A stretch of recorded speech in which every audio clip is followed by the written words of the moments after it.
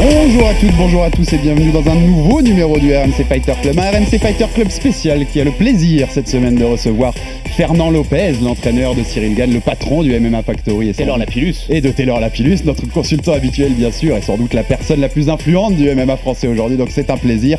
Avec moi cette semaine pour le recevoir, mon compère du RMC Fighter Club. Il est toujours là avec moi. On n'a pas Taylor avec nous cette semaine, mais Joe il est toujours là. Salut Jonathan McCarthy. Salut tout le monde. Bah ouais, Taylor il nous coûte trop cher, on le sait. C'est pour ça qu'il est millionnaire d'ailleurs. Donc voilà, il a pas une le temps seule émission par semaine, pas plusieurs pour Taylor. Il a des business partout à gérer. Là, il a dû prendre un jet privé pour Miami, je sais pas. Ah donc même quand il est pas là, tu fais la blague quoi. C'est pas une blague. C'est un running Moi, gag. j'aime bien que les gens après lui envoient des messages sur Twitter en lui demandant s'il est vraiment millionnaire. C'est preuve que ça marche, c'est preuve que ça marche.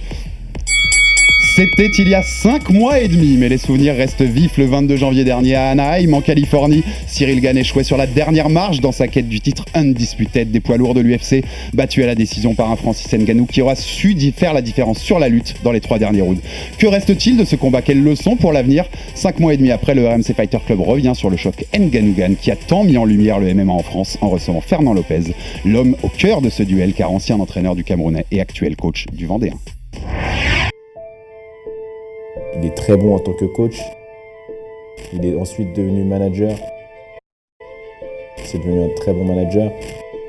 Là maintenant, il est organisateur. Je pense que ce sera aussi un très bon organisateur. Je pense que si on devait le décrire aujourd'hui, passionné, compétent et engagé.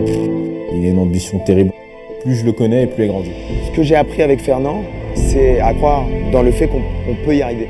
Il a dédié sa vie aux arts martiaux, il a dédié sa vie au MMA, au détriment de beaucoup d'autres choses. Son objectif à lui, son unique objectif, c'est le legacy. Vraiment léguer quelque chose, transmettre quelque chose.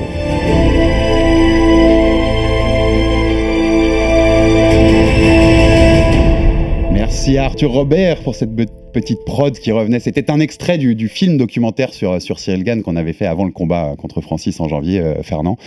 Et donc on accueille Fernand Lopez avec nous. Bonjour monsieur Fernand Lopez. Les auditeurs, j'espère que tout le monde va bien. Moi je suis content d'être là. On est ravis de te recevoir. C'est la deuxième fois, tu étais venu déjà. Je suis pas sûr, je pense que c'est la troisième fois. Peut-être troisième. Mais alors, peut-être une fois en studio et peut-être une fois au téléphone. C'est ça, si je dis pas de bêtises. Une fois au téléphone et une autre fois avant le RS1, c'était en 2019, si je dis pas de bêtises. On était dans un autre monde, il n'y avait pas de Covid, messieurs. Et c'était à ce moment-là qu'on t'avait reçu et que je me souviens même de Brahim Asloum, notre consultant de l'époque, qui t'avait dit que RS c'était l'avenir. Et l'avenir pour l'instant s'écrit au présent maintenant, puisque on va être au 7e RS, le 25 juin, au Dôme de Paris. Alors, Fernand, si on te reçoit, c'est aussi dans le cadre d'un livre, Training Camp. Donc, Training Camp, c'est les secrets dans les dessous. Dans les secrets du combat des titans, Gane Ngannou, ce livre sorti en mars aux éditions Amphora et que d'ailleurs on vous invite à participer sur les réseaux sociaux de RMC Sport Combat. On vous fera gagner 2 livres dédicacés par Fernand. Donc si vous n'avez pas encore découvert ce livre, vous pourrez le découvrir avec une petite dédicace de Fernand dans les premières pages. Voilà. Un bel objet, bien consistant qui revient. Alors pour faire le contexte rapidement avant de te donner la parole, Fernand, c'est un livre qui revient comme son nom l'indique sur toute la préparation du combat. Donc on entame, c'est une sorte de compte à rebours. On entame à J-150 si je dis pas de bêtises, qui correspond à la victoire sur Derek Lewis à Houston en août 2021. Donc oui, il devient champion intérimaire des poids lourds et donc la prochaine étape c'est forcément Francis Ngannou et donc on va faire tout le défilé jusqu'au jour du combat, J-150, J-120, J-90 avec des interventions de tous ceux qui ont participé à la préparation de Cyril Gane. Donc on va parler bien sûr de Francis, de Benjamin Sarfati, ton associé, de Ryan Gillet, le préparateur physique, Ousmane, le préparateur mental, voilà, Alpha Sissoko, le frère de Souleymane, notre consultant boxe, qui fait aussi sparring partner pour Cyril. Donc voilà, c'est une belle occasion de revenir en détail dans toute cette préparation. Il y a aussi des parties sur le game plan, tout le game plan que tu avais mis en place, Fernand, avec Cyril. On a tous les détails là-dessus. Et c'est intéressant pour le coup parce que c'est des choses, alors c'est post-combat, mais c'est des choses qu'on n'a pas l'habitude de voir, Joe, aussi détaillées que ça, en tout cas, une préparation. Donc c'est assez intéressant de rentrer là-dedans, surtout que pour le MMA en France, c'est un combat qui a un peu compté, légèrement. Fernand, déjà, je voulais te titiller sur la première question. Est-ce que après le combat, t'as eu un moment où tu t'es dit, est-ce que je le sors ou pas le livre? Parce que c'est un livre sur une défaite, finalement. Non, je n'ai pas hésité.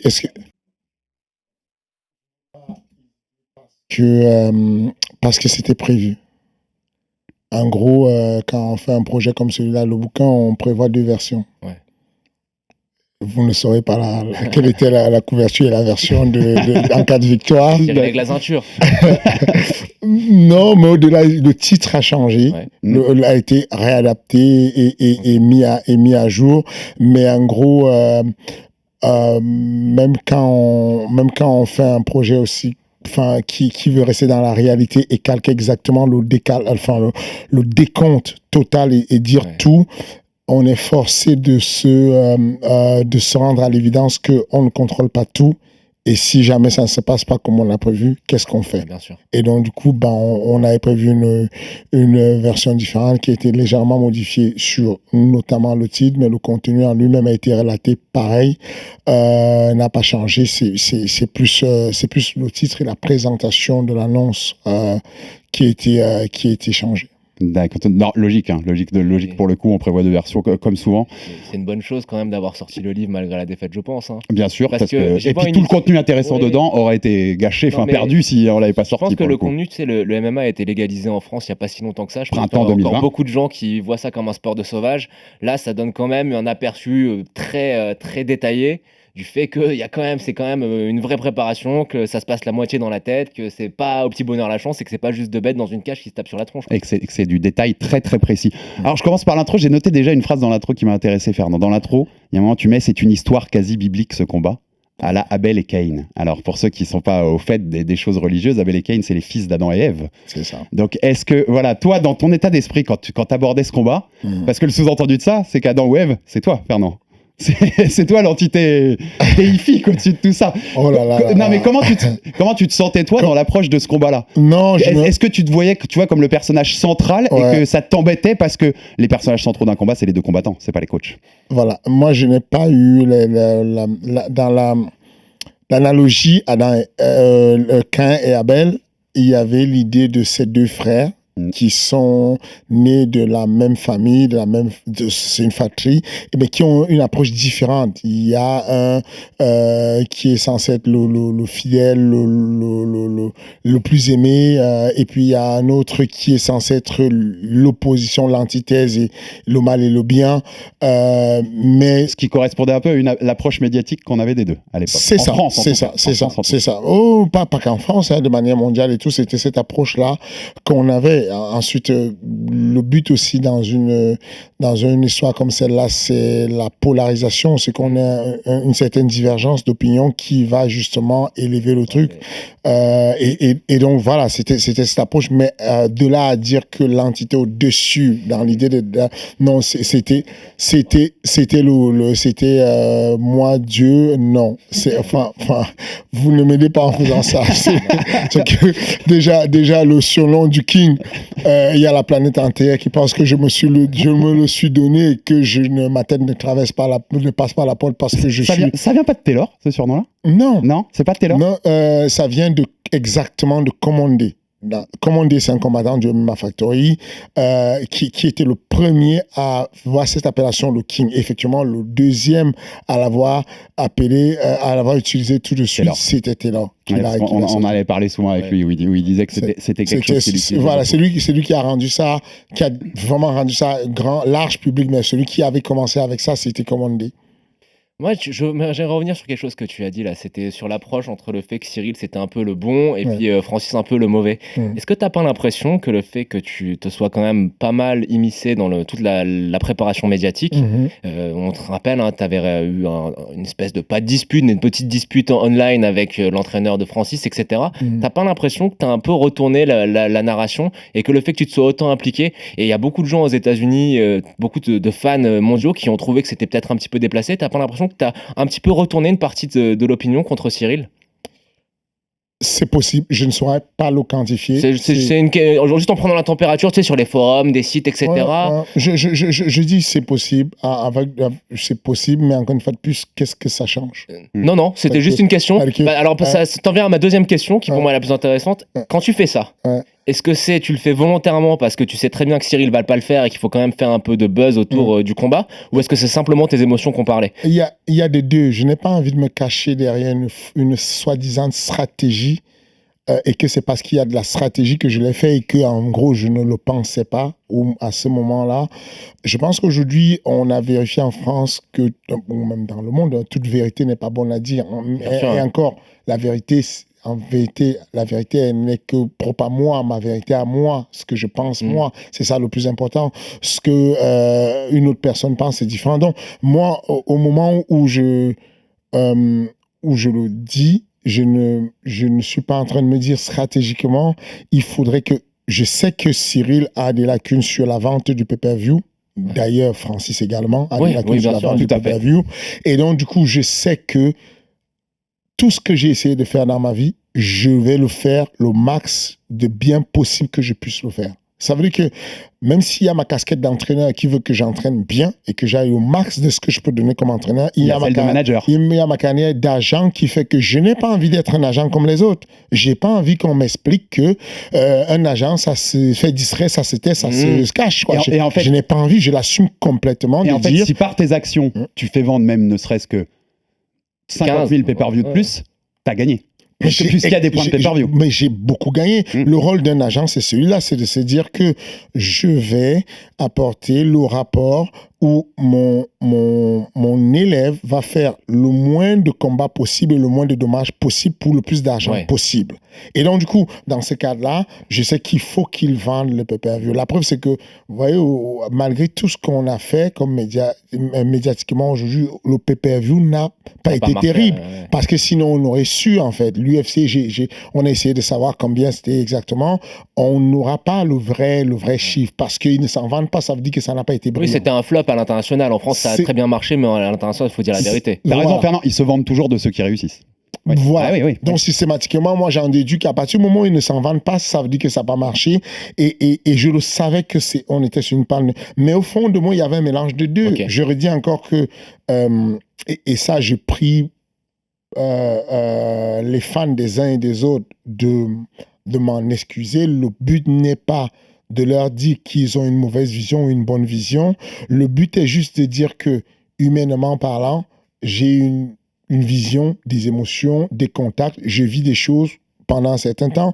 Je mets ça en avant. À côté de ça, il y a le marché qui fait que, bon, tout le monde veut en profiter. Vous, sur AMC, ça vous arrange bien qu'il y ait un mec qui peut être assez ouvert de parler et que si je viens faire le timide, c'est pas terrible pour le film.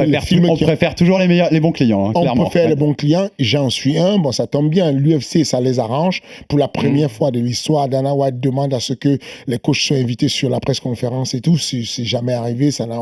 Voilà. Donc, ce que je veux dire, c'est que on n'est pas obligé tout le temps de refaire ce que nos pères ont fait. Il y a quelques années, les podcasts étaient différents. Aujourd'hui, vous les faites à votre sauce, vous les faites à votre manière. Et puis, il y a des gens qui battent tous les records. Et puis, il y a Joe Rogan qui va faire un podcast qui est différent des autres, qui va battre tous les records. Il faut qu'on se mette à fumer de la bœuf en direct, en fait. C'est ça le truc. Alors là, oui, bon, je te laisse aller parler au patron, Joe. On va être tout à fait transparent parce que quand on est revenu sur le combat, on a eu beaucoup de critiques qu'on va te redire en face. Absolument. Et puis... je pense qu'on avait quand même dit, voilà, le fait que Fernand s'immisce comme ça, moi, ça me plaisait pas, mais je me suis dit, attention les gars, je pense aussi qu'il y a une stratégie qui permet de médiatiser un combat ou avec deux combattants qui, voilà, t'as bien vu, ils se serrent la main, Cyril a dit t'as un joli collier, c'était pas... Non, mais c'était l'acte narratif principal pour vendre la rivalité. C'était toi, Fernand, c'était le personnage qui était au centre, puisque c'est vrai qu'on dit, même quand il se voit à la pesée, que Cyril lui dit nice bling bling, donc t'as un joli collier, c'est très Cyril de faire ça à ce moment-là, ce détachement. Mais vous pensez quoi en fait de cette pesée, ces échanges qu'il y a, vous trouvez ça quoi? C'est du grand respect, de la sympathie? Non, c'est juste qu'ils en ont rien à foutre l'un de l'autre. Moi, j'ai l'impression que Cyril en a rien à faire. C'est-à-dire que ça le touche pas. La pression le touche pas. Ok, je vais vous dire des choses. Je vais vous dire la vérité. C'est que au moment où on arrive là, quand ils se font le face-à-face là, Cyril est juste dépité. Il est juste dégoûté. De ce qu'il s'est dit en de l'attitude de Francis. Voilà. C'est-à-dire que il y a des gens qui réagissent différemment. Il y a des gens qui sont très solides pour pouvoir éviter ça et ne pas laisser ça transparaître. Mais moi, quand je me retrouve derrière avec Cyril, on a des larmes. Ah ouais. Parce que Il est touché. Cyril est décontenancé. Lui, il se dit quoi? Lui, quand il arrive à la presse-conférence, malgré toute la préparation de lui dire attention, la presse-conférence, c'est la guerre. Tu vas être choqué. Il s'attend pas à ce que ce soit aussi Il ne violent. s'attend pas à ça. Mm. Lui, il se dit, quand je retire mes lunettes et que je le regarde en face et que je lui dis, OK, Tu mens. de toi à moi, Mm. est-ce que tu m'as mis KO? Lui, il s'attend à ce qui se passe dans les règles normales de la vie. Un homme d'honneur, lui s'attend à ça. Mm. Mais il est déchiré et je le vois. C'est-à-dire que je suis face à eux. On est là avec le frère de Cyril et on sait que Cyril est mort et il est mort. Mm. On sait qu'il a été... Quand il fait « You don't respect me », Tu savais ça, qu'il pourrait réagir comme ça, Cyril? oui. Et du coup, tu regrettes pas d'avoir fait monter la sauce, sachant qu'il y avait un potentiellement, il aurait eu du mal à l'encaisser? Non, parce que en réalité, c'est un jeu sur lequel tu n'as pas le choix. On prépare les gens pour toute une vie. Bien sûr. Ça faisait juste 4 ans qu'il était préparé, Ouais. pas simplement pour le combat. Il va vous le dire quand vous aurez l'occasion d'en parler. Ah Demandez-lui. bah, il nous répond plus. Il ne C'est répond vrai. plus, Fernand. Il ne répond Il plus vient alors qu'on l'a invité, alors que...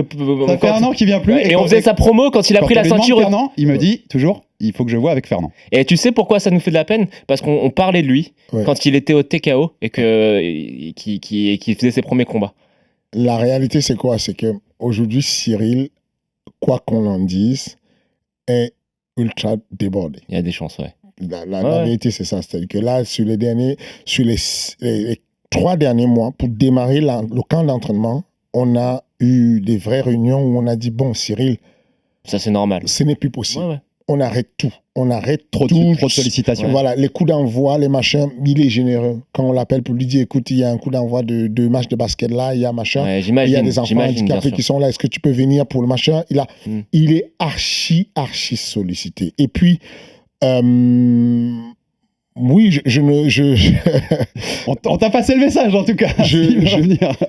oui, il y a de fortes raisons qu'il vienne. Il va venir, mais on a besoin là de se Voilà, il faut concentrer se sur la concentrer, réalité. Bien sûr, bien sûr. Il y a un vrai combat qui arrive, donc on est au charbon, on est au four, on travaille à mort. Quand on va sentir qu'il est confiant, qu'il est bien, qu'on a fait cette fameuse progression qu'on s'est dit et qu'on sent que les marqueurs nous montrent que il est bien, il va ressortir. Là, on a besoin de reculer, de se mettre. Là, on se met dans la tanière. Et Là, on travaille. bosse C'est ce pour qu'il de faut. vrai. Ouais, bien Là, sûr, c'est concrètement, C'est ce qu'il faut. ce que je lui ai expliqué, ce que j'explique à toute la team, à tout le monde qui s'occupe de la chaîne Twitch, de ma chaîne, j'ai dit, les gars, si jamais on n'assure pas sur le combat, tout ce que vous avez là, tout ce que vous communiquez, ça s'écroule comme un château de Ah, bien cartes. sûr, hein. On a intérêt à gagner.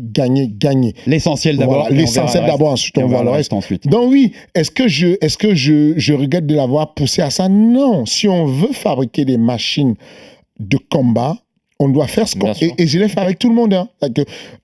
Francis, quand je prépare Francis pour son premier combat à l'UFC, on est déjà en train de parler de media training, on est déjà en train de parler des presse-conférences, on est déjà en train de discuter tout. Je les mets au courant de tout, je les prépare sur tout. Et ce que je dis simplement, c'est que l'état d'esprit d'un être humain, tu peux pas le modifier, tu peux pas le changer. Quand je parle avec Cyril, vous l'avez... Ouais, il est comme ça. Même si vous ne l'avez pas reçu, vous l'avez entendu sur une émission quelque part, je ne sais plus c'était, ou dire, oui, ce qui me tue, c'est que Fernand m'a prévenu. Il m'a dit, Ouais. Cyril, il n'y a pas de solution. Francis va t'amener au sol. Il va t'amener au sol. Il ne peut pas rester en boxe. Il va t'amener au sol. Je lui ai dit ça peut-être 150 fois. Ben, c'est exactement ce sur quoi on va aller pour le coup, donc c'est parfait. Mais j'en profite parce que c'était une question que j'avais plus tard, mais comme tu nous as raconté aussi, voilà, Cyril qui a été décontenancé par exemple par la conf de presse, ça me permet de revenir sur ces émotions qu'a eu Cyril notamment au moment de ce combat, parce que Cyril nous l'a toujours dit quand il est venu là, et on sait, il est comme ça. Pas de pression, c'est quelqu'un qui a beaucoup de détachement et qui a fait sa force sans doute dans sa montée en puissance jusque-là. Moi je me rappelle la discussion qu'on avait eue avec lui en bas là, après avoir enregistré un podcast, là on était resté avec lui 1 heure. C'était étonnant même de détachement détachement. qu'il en avait, mais oui, c'était avant Lewis. Avant Lewis. Et ça fait sa force, ça a toujours fait sa force. Et dans le débrief, puisque t'en parlais là, mais vous avez fait un débrief sur sa chaîne Twitch récemment. D'ailleurs, c'est marrant, mais au tout début, confirme-moi ça, mais au tout début, Cyril te dit, on s'est jamais posé pour débriefer le combat. C'est vrai? C'est la première fois que vous le faisiez? C'est ça. C'est vraiment authentique. C'est venu de toi? Tu voulais pas le débriefer tout de suite ou tu sentais qu'il était trop touché qu'il fallait pas y aller tout de suite? est-ce que c'est lui, est-ce que c'est moi, je ne sais pas. En gros, il y a un truc qui était... Il y avait un non-dit. Un malaise de dire... Et à chaque fois qu'on arrivait à pouvoir débriefer, je me rappelle, on se retrouve chez un monsieur, enfin, un politique, je ne vais pas citer son nom, très connu, et on est à son bureau, et il nous lance sur ça, on parle. Tu peux citer Emmanuel Macron, tu peux. Et on se regarde, on sourit, et il demande, mais j'ai dit quelque chose de pas bien. Et en gros, on se comprend à demi-mot sur le truc de dire, fuck. Comment on a pu louper ça? Et on n'a jamais mis le doigt concrètement dessus, de dire, OK, maintenant on va poser à plat et aller dans tous les détails. Et on s'entend à demi-mot, on se comprend à demi-mot, on construit ça, on reconstruit ça à demi-mot. Genre, on va s'entraîner et on va faire quelque chose et on va sourire, on va se regarder. Ça me rappelle une situation de combat. Voilà, une situation qu'on avait préparée longtemps pendant qu'on écrivait le bouquin et qu'on a préparé et qu'on a prévu et qui s'est passé et qu'on a prévu même ce qui s'était passé mais qu'on n'a pas su anticiper. Et donc, du coup, on se regarde, on se dit, fuck. Bien sûr. Ça. Donc, il y a ce truc-là où le gars, on le prépare pour la conférence de presse, on sait que ça va être compliqué, on met des dispositifs qui n'ont jamais existé nulle part. De dire... pour que tu sois confortable et tout est une oreillette, il y a un micro qui est directement lié à ça. Si jamais je sens qu'il y a une phrase... il avait une oreillette. Une phrase ou un mot qui peut être soufflé pour que tu rebondisses rapidement, pour que ça fasse le truc tu ne laisses pas tomber le truc. Enfin, quand il y a un journaliste de chez vous qui pose la question à Houston... Ouais. À dire qu'est-ce que ça te ferait de perdre devant chez toi à Houston et que Derrick Lewis dit fuck you and fuck la France. Et moi je réponds, et moi j'appuie le micro qui est directement relié à son, et je dis and fuck you too. Et Cyril me regarde droit dans les yeux, me fait la tête en mode un geste, non, je peux pas dire ça. C'est sa nature. C'est sa nature. Et j'admire ça, je respecte ça, j'adore ça, parce que il reste authentique quel que soit ce qu'il y a. C'est-à-dire que moi dans le truc, je me dis, il aura une punchline tout de suite à placer qui est dans le truc et ça fait dans la foulée, tu vois. Alors après ça peut être jugé, du buzz, de l'engagement sur les réseaux, ça peut être jugé ou pas, mais lui dit c'est pas possible. Et même quand je le prépare pour la conférence de Francis, je lui dis la conférence c'est un truc où c'est comme la boxe, c'est une conversation où l'adversaire va monopoliser, il faut prendre la parole, il va falloir que tu arraches la parole. Il me dit oui, t'inquiète. Et à la fin il me dit je ne peux pas faire ça. Ouais. Je ne peux pas stopper quelqu'un qui parle. C'est totalement de sa nature. Et dans ce débrief que vous avez fait, ce qui m'a intéressé, c'est qu'il te dit à un moment, il te dit, moi je te le dis Fernand, je l'ai vécu comme les autres combats. J'ai pas eu plus de pression, j'ai vécu cette semaine de combat contre Francis comme toutes les autres d'avant. Sauf que là, tu viens de nous dire décontenancé en conférence de presse. Et dans son Twitch suivant, il y a quelques jours, 5-6 jours, il a fait un autre Twitch Cyril, et il dit, je vous fais une révélation, après le combat, il dit, j'ai lâché ma larme. J'ai lâché ma larme quand j'étais au médical, juste avant de passer devant les médias. Tu dois pouvoir confirmer puisque tu étais avec lui. Et il dit, j'ai lâché ma larme. Donc en fait, on se rend compte qu'il a été beaucoup plus touché qu'on le pensait. Et que ce détachement qu'il avait, il l'a pas eu tant que ça sur ce combat de Francis. Comment tu le vois, toi? Là, c'est différent. Ce n'est pas un détachement de je suis impressionné par le combat et ce qui va se passer et l'adversité.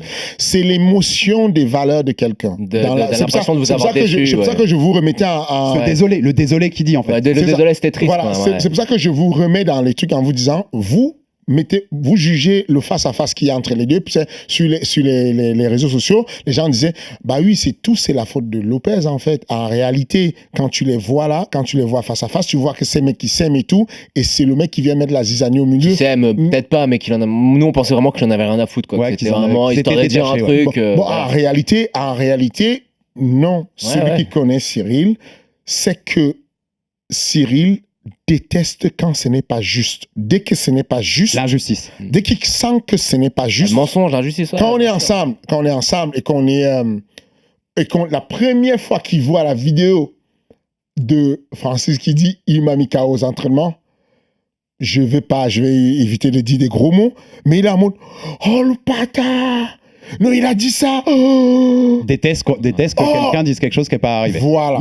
Ça le blesse profondément. Donc, c'est pas tout ce qui était autour du combat ou la pression du combat, c'est la réalité de ce qu'il a vécu par rapport au discours. Et moi, ma larme que je verse le jour de la presse conférence, c'est la larme du daron qui se dit triste pour son fils. Bon, je peux faire tout ce que je veux. Mais en réalité, mon fiston ne peut pas. Tu sais, quand tu sais que tu vas lancer quelqu'un en politique et que tu sais, bon, lui, je ne dois pas le lancer en politique. Ouais. Il n'est pas fait pour la politique. Parce que la politique, c'est des mecs qui se font des coups bas à mort. Ouais. Il n'est pas de ce milieu. C'est pas possible. Il peut pas faire ça. C'est ça qui me désarme, en fait. Je me dis, le pauvre, dans son langage à lui, il est encore dans des codes bizarres. Et Qui sont pas les codes de son milieu. alors que c'est les vrais codes. Là, le code de Francis, il est bon, il est normal. Francis est dans le vrai code de la vie de ce monde-là. De vendre des pay-per-view, Voilà, et le de se monde là, il médiatiser, est... voilà. Donc Francis le regarde dans les yeux, il dit ah oui, tu te rappelles pas? Bah oh, c'est normal, quand t'es KO, tu ne te rappelles pas. Ça le fusille. Ouais, bien sûr. Déjà, il est là, il est fusillé. Ça le fusille sur place. Voilà. Et puis, ouais, je ne sais pas combien de fois ça a un impact sur la performance ou quoi, mais moi, je dis juste que sur les valeurs, il a été fusillé. Mais sur la performance, quand on voit les 2 premiers rounds, je suis tenté de dire qu'on n'a pas eu tant que ça, Non, quoi, il n'y en au a pas eu final. tant que ça. Et Voilà. Il arrive dans la cage, on le voit, il est décontracté comme d'habitude, ses coups sont déliés. Il met des coups, d'ailleurs des coups qui sont dans l'ordre de, quand on parle de ceux qui connaissent un peu les moteurs préférentiels du corps, savent que il y a des gestes qui sont pas faciles pour les êtres humains. Oui, bien sûr. Un être humain ne tourne pas facilement le dos. Dès qu'il y a un back fist, un back kick, n'importe quoi qui te met en danger, tu hésites. Dès qu'il y a tout ce qui est mis en danger, tu hésites. Un gars comme Francis apprend tout ça, mais lui, il a 2 armes et il reste sur la sécurité de se dire, OK, c'est bien beau ce que Fernand Lopez m'apprend, les coups de poing retournés, les coups de pied retournés, tout ça. Moi, je reste face, je reste là et je ne prends Bien aucun sûr. risque.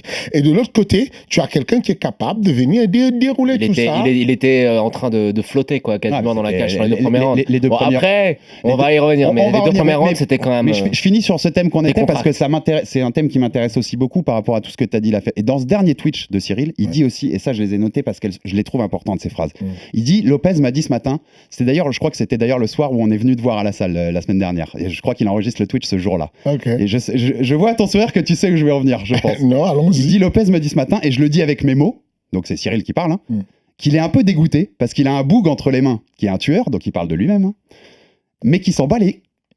On va pas dire le mot, mais qui s'en bat les steaks, voilà. Qui fait juste le nécessaire pour gagner un combat, et c'est la vérité. Il dit, il y a d'autres dans la salle comme Nassourdine qui vont faire 3 entraînements 6 jours par semaine. C'est pas mon cas. Il dit, on lui demande dans le chat, est-ce que je suis Ben Arfa, à thème Ben Arfa, Ouais. et il dit, ouais, ma parole, je suis Ben Arfa. Et il faut que je fasse attention, je kiffe ce que je fais, c'est ce qui me permet de vivre, mais il faudrait pas que ça me porte préjudice, que je me dise un jour, ah ouais, putain, on a raté ça. Ben Arfa, je te regarde Joe parce que tu connais bien en tant que supporter de l'OM et membre de l'After, c'est sans doute le plus gros talent gâché du football français des 20 dernières années. Ah oui. Sans doute. Ah oui. Quand Cyril dit ça, Parce que quand il dit la phrase que tu lui as dit, feignant et un petit con. en fait, t'as peur, tu te dis, Cyril, peut-être qu'il exploitera jamais son potentiel total à cause de l'être humain qu'il est, des valeurs qu'il a. C'est vrai, c'est des conversations. Je ne savais pas qui pouvait le sortir. Je n'ai pas écouté ça, je ne savais pas qui le dit. Mais c'est des conversations qui m'émeuvent. Enfin, ça me... Désolé de t'avoir Titi et Fernand. Je trouve hyper intéressant ce qu'il C'est dit. compliqué de dire dans un monde normal, je sais une vérité. Vous savez, quand vous voyez un film d'horreur, il y a un mec qui arrive, il dit, on sait qu'il y a la fin du monde qui arrive. On sait qu'il y a la fin du monde qui arrive. Et personne ne croit en ce que tu racontes. Tu mens, on te dit tu mens, on ne te croit pas parce que, et tu sais la vérité, mais tu es dans un cauchemar où personne ne te croit parce qu'il n'y a pas ce qu'il y a. Ouais. Et ce que j'essaie de dire ici, c'est que vous voyez, il a mis dans son Twitch, j'aurais pu faire le combat le plus facile de ma vie et rendre ça recul. Dans le même Twitch, il dit ça exactement. Voilà. Ça aurait pu être le plus facile. Et j'ai vu que les gens se moquaient en disant, mais il est devenu fou, il a pris la grossette, quoi. Non, Il alors, en dit- fait, il pense de combat facile avec un mec comme Francis. Non, mais tu veux que je sois Fernand, tu veux que je sois honnête, quand j'ai vu la décla, je me suis dit, pour moi, c'était un footballeur qui a perdu 2-0 et qui vient devant les médias et qui dit, bah si on n'avait pas pris de but et qu'on en avait mis 2, bah on aurait gagné. Tu vois ce que je veux dire? Rudy Garcia. Il y avait un peu de ça. C'est exactement cette lecture-là que je vois de celui qui ne connaît pas. Ça, c'est fait pour moi. Ok, non, mais tu n'es pas magicien, tu ne peux pas connaître ce qu'il y a dedans. Enfin, je ne parle pas de connaître l'activité sportive, je parle de connaître les insides, en fait. Ce que je veux dire, c'est que vous pouvez me faire confiance. je parle de manière dépassionnée dessus et je parle de manière très objective. Et j'en suis jaloux pour la France, puisque moi, je suis d'origine camerounaise à la base. Et je dis juste que je vous le garantis, il est phénoménal. Mais il a un tel je m'en foutisme de ce qui se passe que vous n'avez pas l'idée de ce que... Si Cyril, quand Francis combat, Francis, c'est simple, vous lui dites de combattre tel jour, il peut te raconter exactement ce qu'il va faire avec ses sous. Il peut te dire, j'ai déjà fait le premier étage de tel bâtiment, j'ai l'hôtel de Manchamp, il te raconte tous les détails.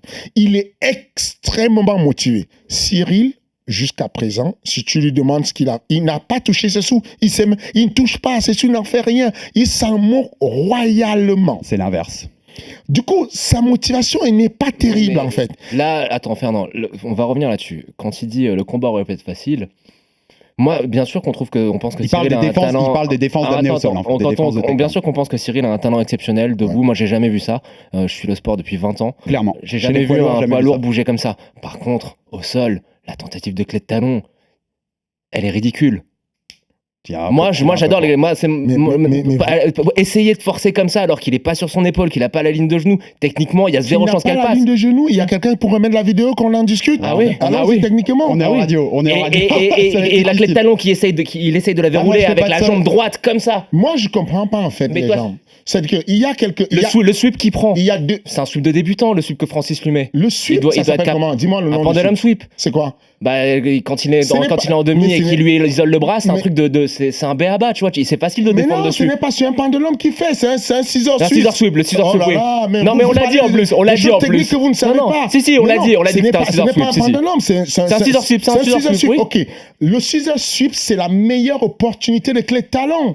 C'est-à-dire qu'au moment où tu es en train de prendre le scissor sweep, c'est là où tu prends l'opportunité parce que la personne se met sur le côté et t'offre son talon. La meilleure opportunité serait plutôt en single X, mais peu importe. Je te dis juste que la clé de talon, quand je la vois essayer de la verrouiller comme ça, droit. Ok, voici ma discussion. Là, je vous laisse parler, messieurs, parce que moi, je fais pas de sol. Voici ma posture. Quand ce garçon fait sa clé de talon, ouais.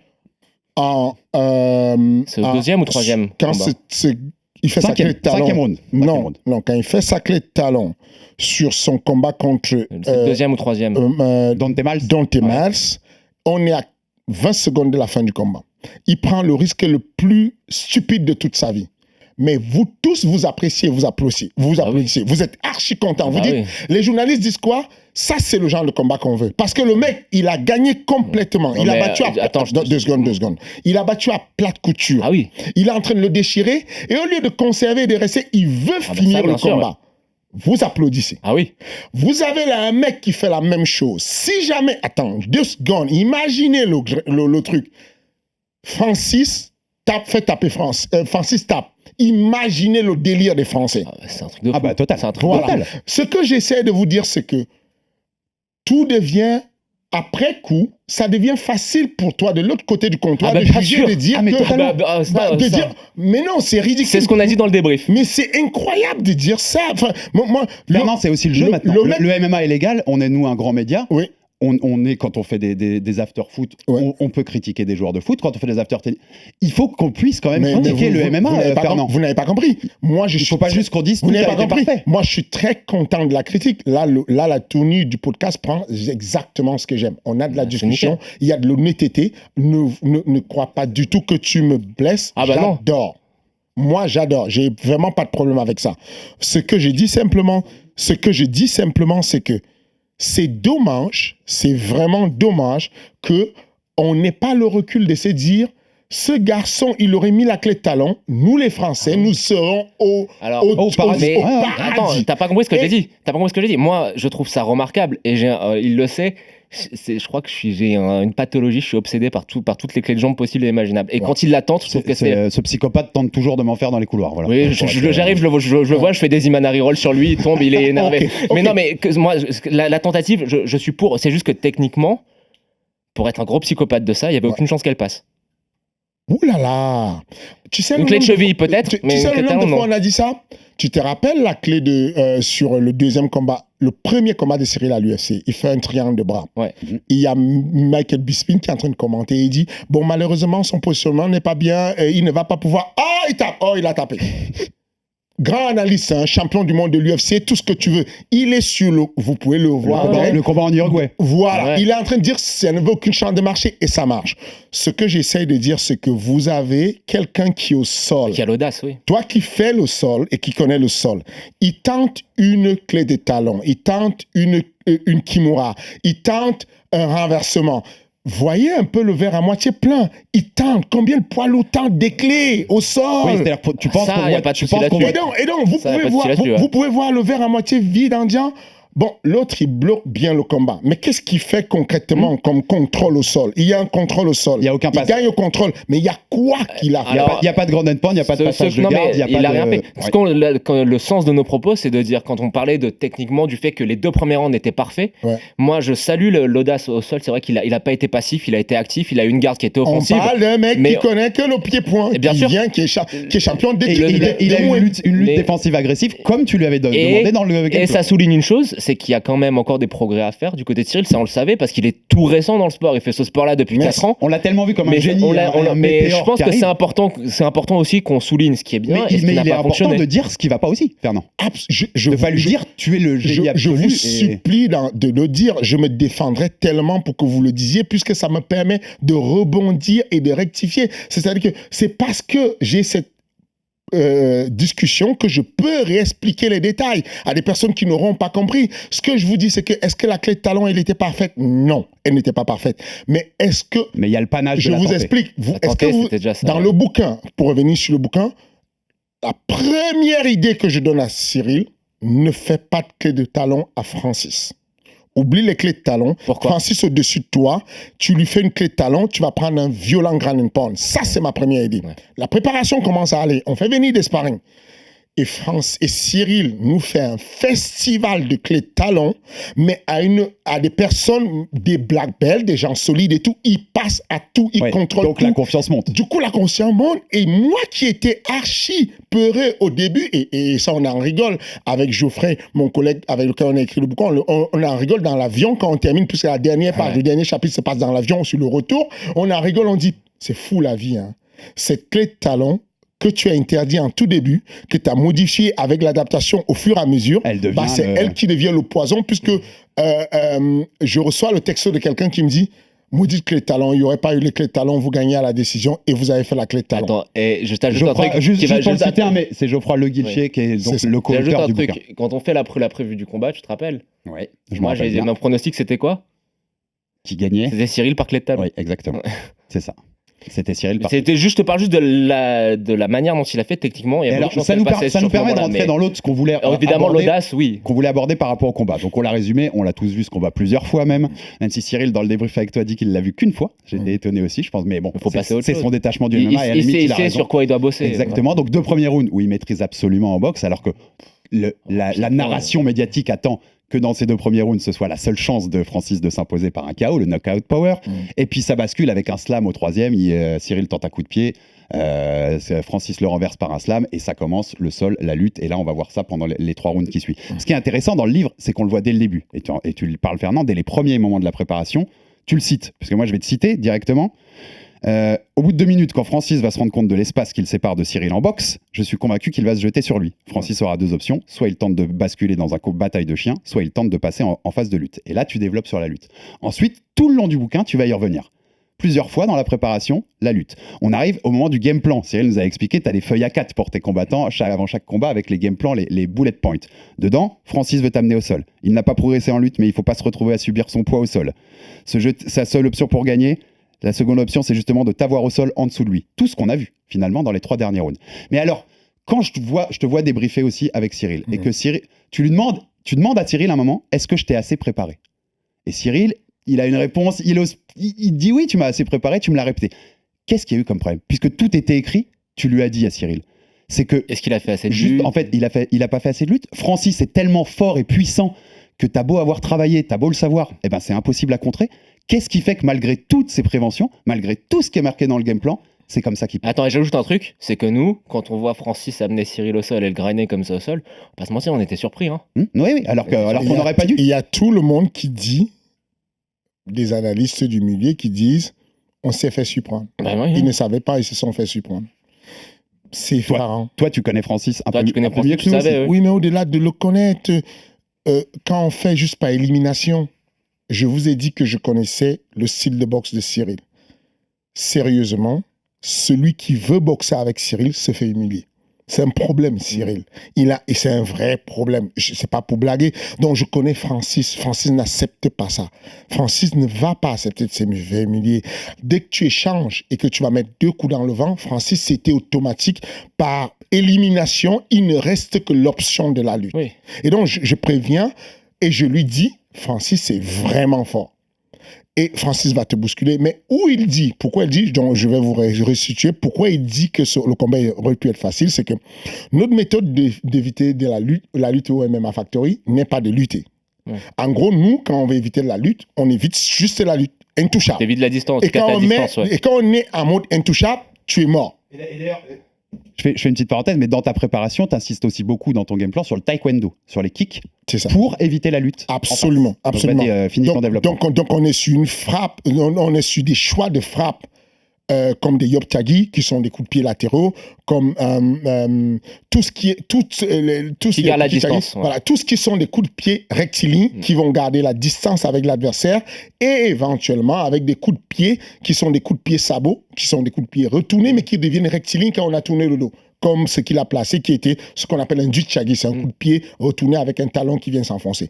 Donc tout ça est fait à la perfection. Il gère bien, il y a les déplacements, il y a tout ce qui va.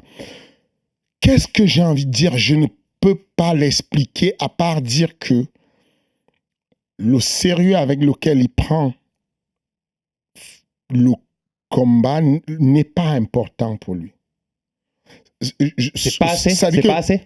Quand j'ai la conversation que j'ai... Mais toi, donc sous-entendu derrière, t'aurais dû insister 10 fois plus en fait? Alors que t'as déjà insisté? Ce que j'essaie de dire, c'est que j'aurais beaucoup... Est-ce que vous avez déjà vu, pour vous dire, quand vous avez... C'est pas pour paternaliser ou pour donner l'idée que c'est un enfant et moi je suis un adulte. C'est un peu comme si vous disiez à votre gamin, sors pas à 7 heures, fais pas ça, sors pas à 7 heures. Et puis dit oui, papa, j'ai compris, mais avec ses potes, il dit, oh, le daron, il a trop peur, je sais pas pourquoi il a peur. Il y a rien en réalité.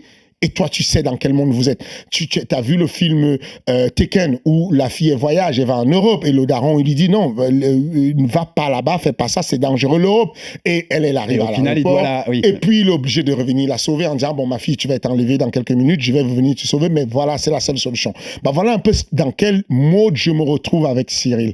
C'est que je sais si on fait un match où Cyril ne veut pas aller au sol et qui s'active le mode toucher, ne pas être touché, je ne veux pas aller au sol, il va y arriver.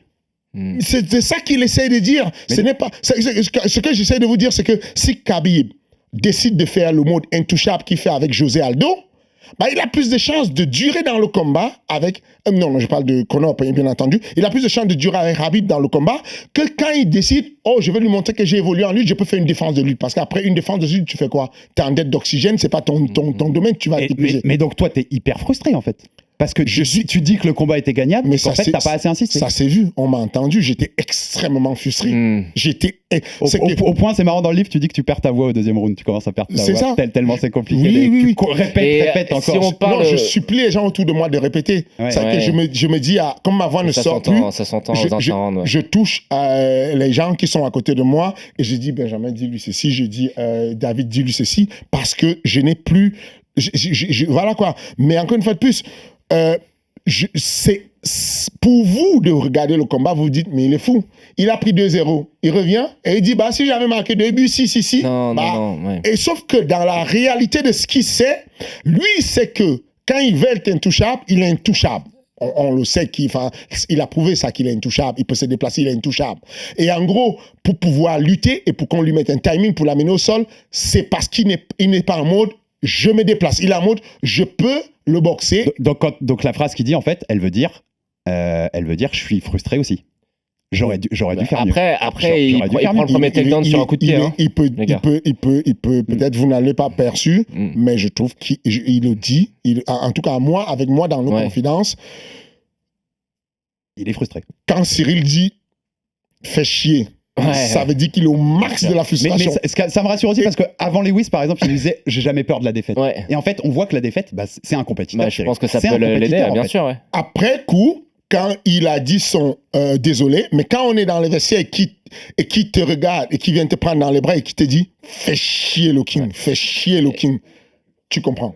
Mais vu qu'on est dans le combat, il y a une autre critique qu'on a fait à ton encontre quand on a fait le combat. C'était le conseil que tu lui donnes au dernier interround. Ouais. On voit, t'arrives, tu dis Cyril, on perd le combat, on peut pas perdre le combat, alors qu'au final, il y a 2-2. Il y a 2-2 et on n'a pas entendu de conseils techniques de ta part. On n'a pas entendu des petits détails qui pouvaient être améliorés pour justement éviter de retourner au sol avec Francis. Tout ce que tu nous dis, je sais pas, remets-toi, recommence à bouger, garde ta distance, essaye tel coup de pied où il y a ça qui marchait pas. Alors que dans l'autre côté, dans l'autre coin, on voit Francis avec son entraîneur qui eux sont extrêmement calmes. Et nous, je te le dis, nous on s'est dit, le fait que tu sois nerveux comme ça, je pense que ça l'a peut-être pas aidé. Alors qu'il y avait 2-2. Vous n'étiez pas du tout en train de perdre le combat en plus. Je ne suis pas d'accord. C'est pour ça que je t'en parle. Voilà, je suis pas d'accord parce que on n'est pas à la première surprise à l'UFC. 2-2, ça c'est toi qui le dis aujourd'hui. Mais quand on est là-bas, on ne le dit pas. Les cartes le disaient aussi, il y avait 2-2. PS, il y a une des cartes où il y a 3. Non, mais il y a une des cartes où il y a 3, puisqu'il y a un 49-46. Je suis en train de vous dire que pendant que vous êtes en train de coacher, vous n'avez pas les cartes. Oui, bien sûr. Parce qu'on est d'accord, on n'a pas les cartes. Alors que ton élève te demande, tu penses qu'on est bon, toi tu demandes à tes collègues, tu penses qu'on est bon et tout, vous avez des doutes. La méthode que j'ai souvent fait et que vous avez souvent appréciée et que vous dépréciez aujourd'hui est celle-là. De manière générale, quand on est sur un combat avec Cyril et comme je veux absolument qu'il pousse le bouchon et qu'il finalise pour ne pas être le gars qui va à la décision, je pousse le bouchon.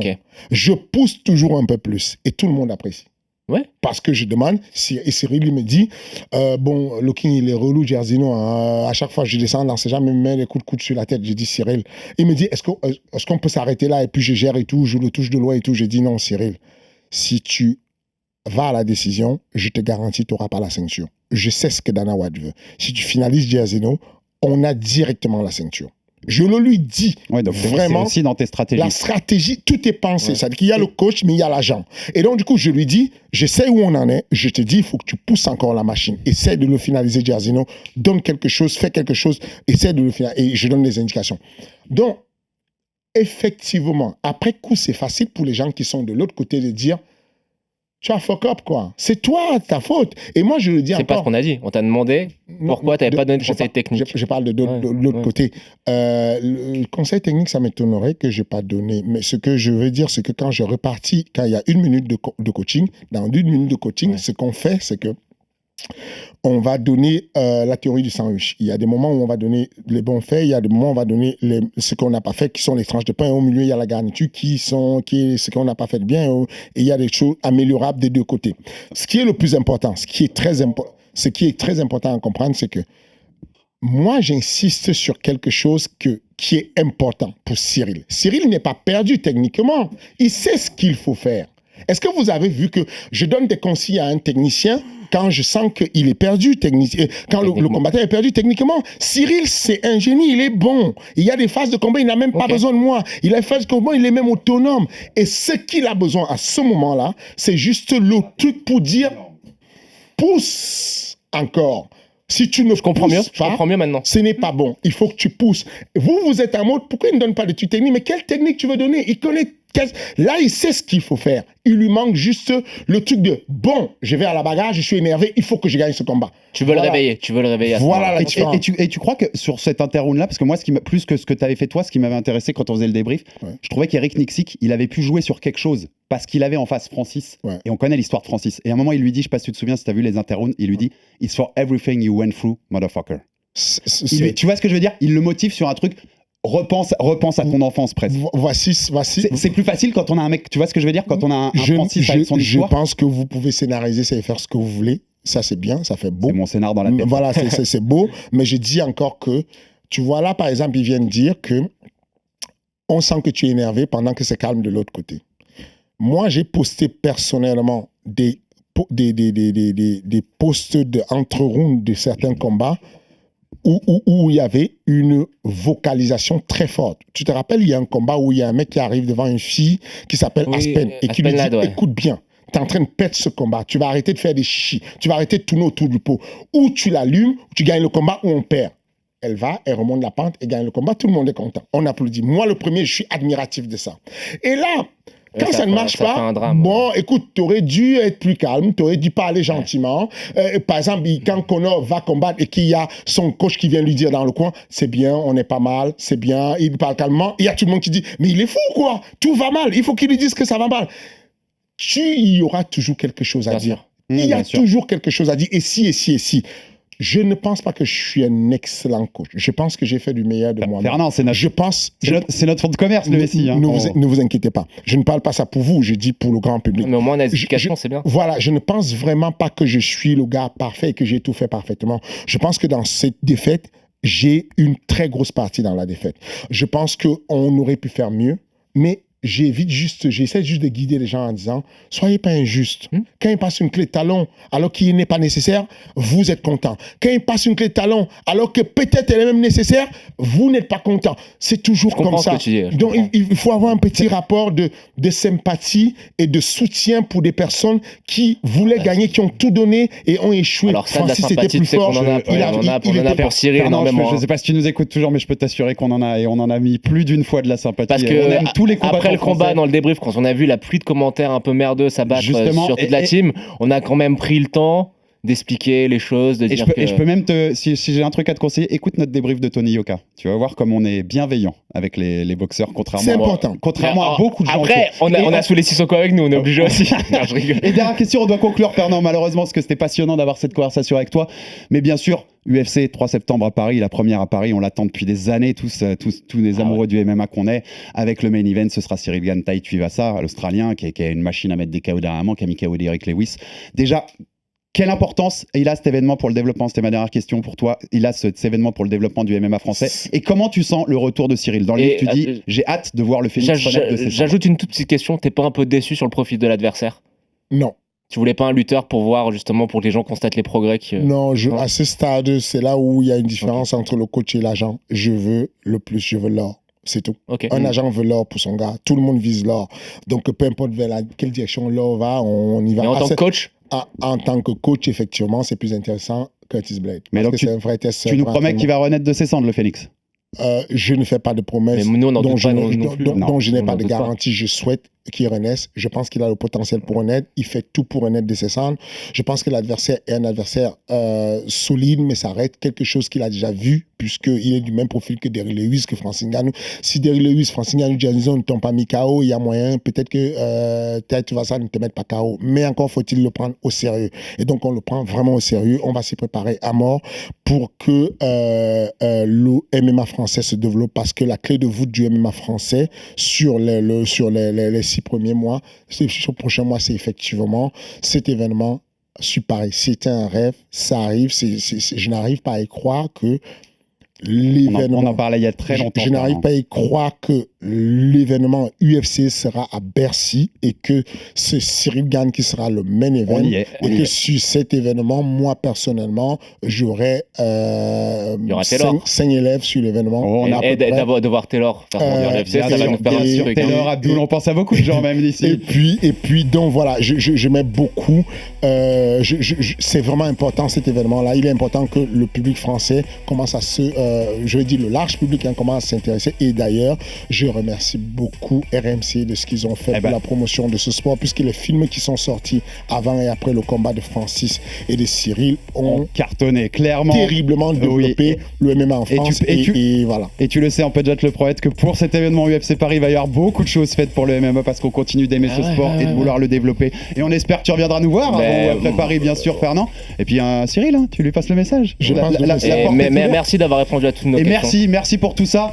On sait qu'en ce moment, c'est un peu le Dallas, le MMA français. Il y a des infos de partout qui sortent sur les réseaux sociaux. C'est règlement de compte à Nous, on s'en est tenu à la technique. Parce que c'est beaucoup d'attaques sur toi. Tu le vis comment? La preuve, c'est que je suis là avec vous en train de parler et je réponds à toutes les questions de manière très logique et vous ne me voyez pas perturbé. Et on te recevra très bientôt pour parler d'autres choses avec grand plaisir. Voilà, je profite juste pour vous dire aussi que la veille de l'UFC, le 2 septembre, l'événement a resté.